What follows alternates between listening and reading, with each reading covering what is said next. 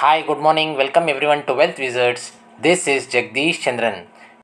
Today we'll be discussing on what to expect in Nifty and Bank Nifty and weekly market outlook. Nifty created a new highs scaling above 21,000 levels, and psychologically the sentiment is bullish, and market Bank Nifty also made a new high above 47,000 levels. Crude correction is welcoming and has created a positive sentiment for the markets.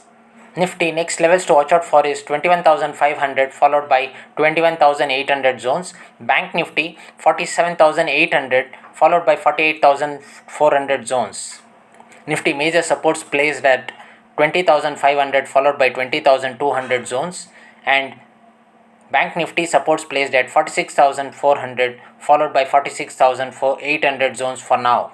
Nifty IT is at breakout zones. Again and again, we have been advocating to add quality stocks to your long-term portfolio, which could create wealth creation. Do visit our cherry picking stocks, which has generated returns up to 50% return over a period of 5 to 6 months. If anyone requires any stock specific updates, do comment so that I can make a video on that specifics.